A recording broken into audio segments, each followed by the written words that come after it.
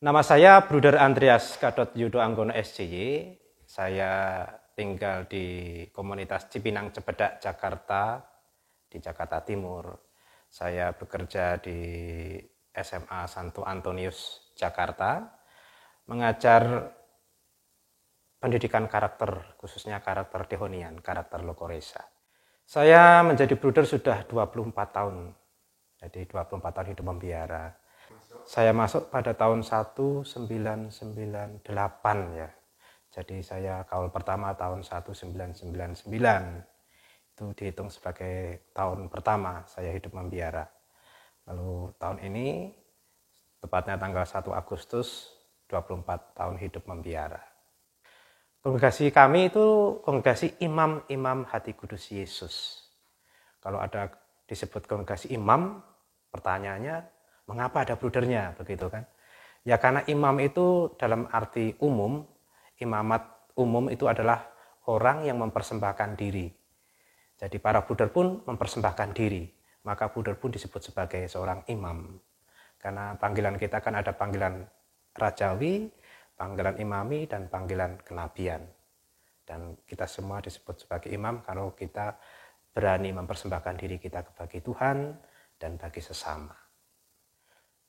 Bruder di Indonesia sebetulnya setiap tahun lumayan ya ada panggilan terus-menerus, tapi kok tampaknya memang menjadi panggilan menjadi bruder itu bukan sesuatu yang mudah. Sekarang di Indonesia baru sekitar 15 atau 17 bruder ya. Ada bruder satu masuk, lalu tapi ada kemudian yang dalam discernment akhirnya memutuskan diri untuk keluar menjadi bruder atau sakit kemudian meninggal. Jadi seolah-olah sampai sekarang itu tetap seimbang terus. Hanya 15, 17, bahkan sempat sampai 20 begitu. Tapi inilah panggilan menjadi bruder memang bukan panggilan yang mudah. Bukan panggilan yang gampang, tetapi butuh perjuangan, butuh kerendahan hati untuk terus-menerus menekuni panggilan menjadi bruder. Para bruder, karena mereka bukan seorang imam, artinya orang yang mendapatkan panggilan secara khusus untuk mendampingi umat sebagai pelayan-pelayan sakramental, itu maka para bruder seringkali berkarya di bidang kategorial. Saya sendiri dengan Bruder Triantoro, lalu Bruder Dalijan, kebetulan satu angkatan ini berkarya di bidang pendidikan. Saya berada di Jakarta dan Bruder Triantoro juga di Jakarta, Bruder Dalijan ada di Metro. Lalu karya yang lain ada di karya perbengkelan untuk mendampingi kaum muda yang kebetulan putus sekolah, tapi kemudian didampingi untuk menjadi ahli bengkel, begitulah, bengkel kayu. Lalu ada di perkebunan, ada di asrama, ada di dunia kesehatan, dan lain-lain. Itulah panggilan para bruder yang ada di Indonesia. Jadi sesuai dengan bakat, copi juga sesuai dengan kebutuhan-kebutuhan kongregasi. Saya selama ini, karena background saya itu adalah formatio, dunia formatio, saya beberapa bekerja di Palembang, Seminari Menengah Palembang, kemudian novisiat Kisting, lalu novisiat di India, itu pernah saya lakukan juga. Jadi sebagai seorang formator, tapi juga pernah menjadi seorang misionaris di India, tetapi tetap sebagai formator. Lalu saya bekerja di bidang dunia pendidikan, pernah menjadi kepala sekolah di SMP Yosudarso Metro, dan kemudian sekarang di Jakarta sebagai guru untuk pendidikan karakter.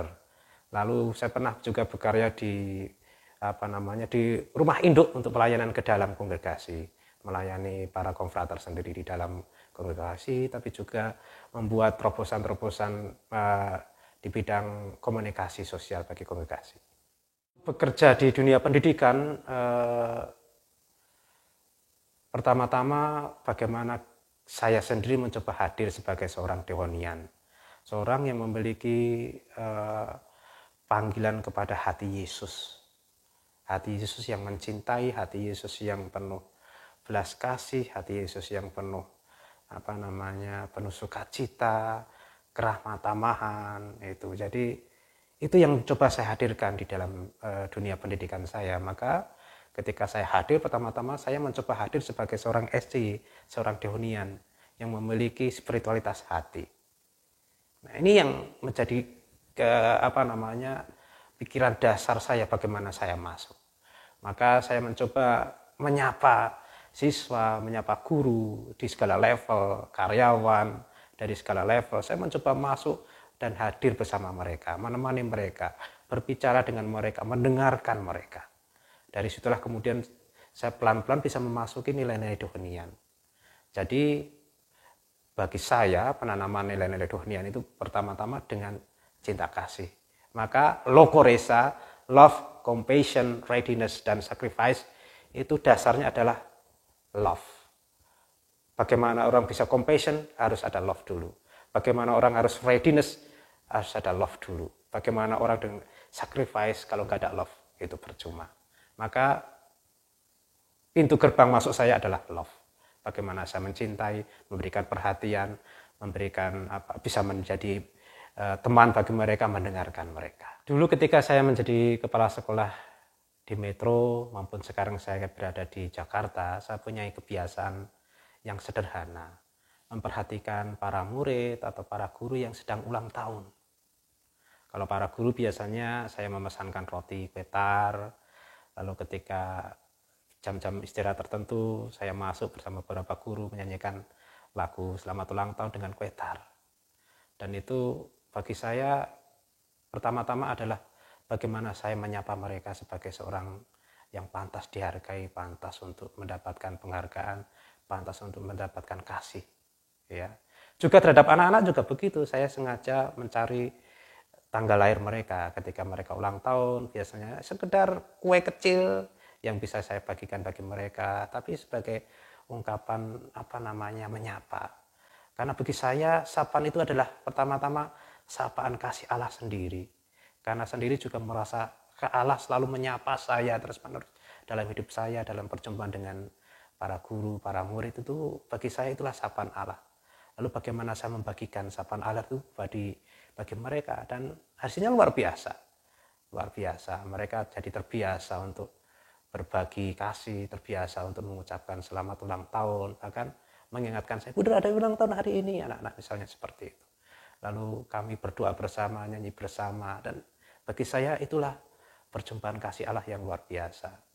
Saya mengajak anak-anak saya, para peserta didik itu juga untuk mensyukuri hidup, bahwa hidup ini indah, hidup ini pantas disyukuri karena kasih dan belas kasih Allah yang luar biasa. Dan bagi saya itu pengalaman perjumpaan dengan Allah dalam hal yang kecil, yang sederhana. Dan saya juga tanamkan kepada para peserta didik, pada para guru, bahwa kita harus senantiasa bersyukur bahwa Allah itu sungguh menyapa dalam hidup kita sehari-hari. Yang sering mendapatkan sukacita dalam hidup saya, dalam pelayanan, dalam hidup pembiara adalah bagaimana saya bisa bisa memberikan diri secara total bagi pekerjaan saya, bagi karya saya. Itu yang menambahkan sukacita. Apalagi kemudian kalau ternyata juga mendapatkan tanggapan positif ya. Tapi kalaupun tidak mendapatkan tanggapan positif, tidak masalah bagi saya. Karena pengabdian saya pertama-tama pada Allah, pada Tuhan, melalui mereka.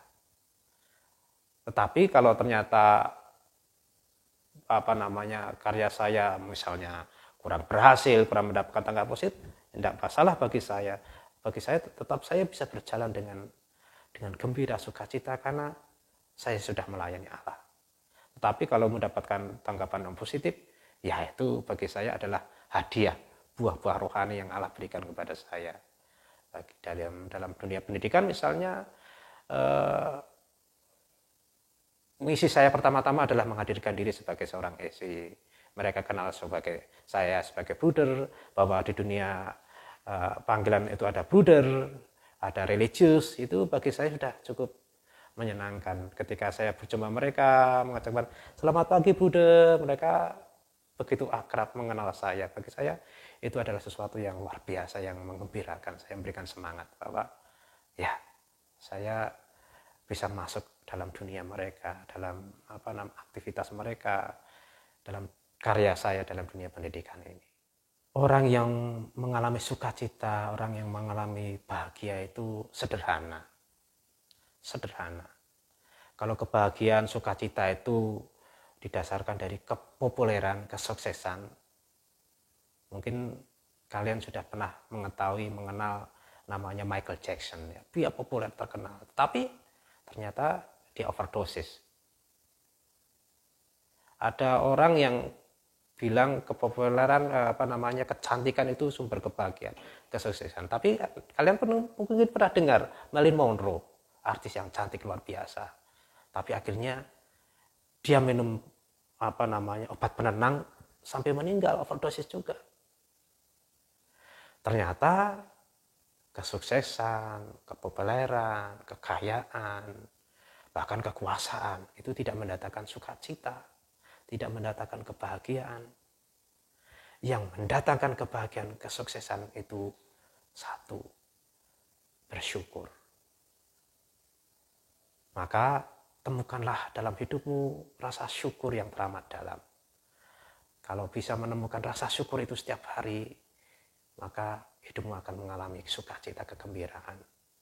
Bangun tidur, terbuka matanya, bisa menghirup udara dengan segar, merasa bersyukur, itu mendatangkan sukacita. Ketika kamu bisa memberikan sesuatu sedikit saja dan membuat yang orang kamu beri itu tersenyum, itu mendatangkan sukacita. Itu sesuatu yang menyenangkan. Jadi sukacita tidak datang dari luar, tetapi ada dari dalam, dari hati kita. Hati yang penuh syukur, hati yang senantiasa memuji, hati yang senantiasa berpasrah dan percaya kepada Tuhan, kepada hati Yesus. Itu mendatangkan sukacita, kebahagiaan yang sejati. Mari teman-teman yang berbahagia, teman-teman yang mencintai dan dicintai oleh hati kudus, mari berbanyak bersyukur, berbanyak memberi, berbanyak berbagi sukacita, berbagi rahmat yang sudah kita berikan bagi banyak orang. Karena dengan itu kita semua mendapatkan sukacita. Berbagi love, berbagi compassion, readiness, dan sacrifice. Maka hidup kita menjadi penuh, hidup kita menjadi berkat bagi banyak orang.